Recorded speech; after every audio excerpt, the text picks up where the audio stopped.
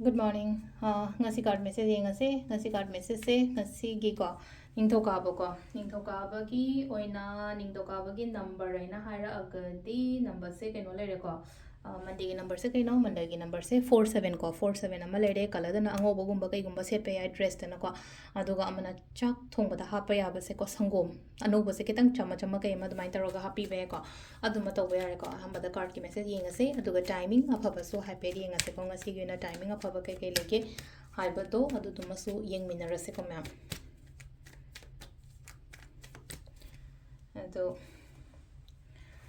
sida lairiba card sing sidagi card hum gatang thokjage ko card number 1 card number 2 then card number 3 ko ahanba ani shuba ahum suba ko ahanba khanjira ani shuba khanjira natraga ahum suba khanjira ama khalase ko first card khan bangai yeng ase ko hadi first card khan bangai gi oina selese ko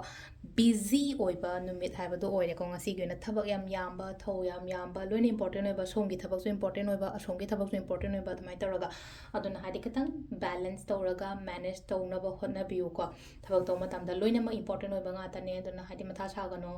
keno tawgano haidare ko ngawgano ko adu ngamna ngamna ba hotna biu ko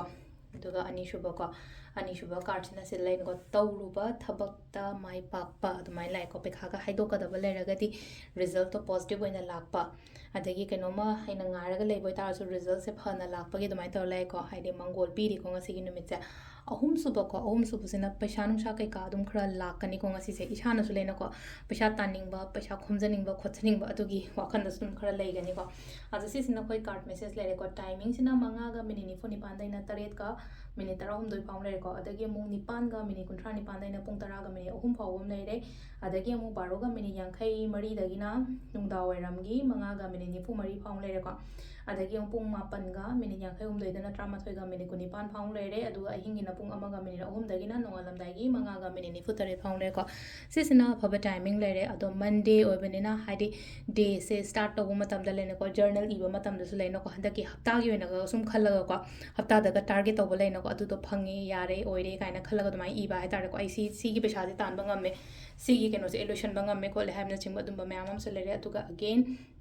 cinnamon rituals kumba ko cinnamon ritual hai cinnamon aina kubak ta hapaga ai gi yum natraga ai gi dukan da blow tok lo khachalo kaina haibdo atumba mayam du su to bi be ko adu si sina akoi gi ngasi gi oina kai haini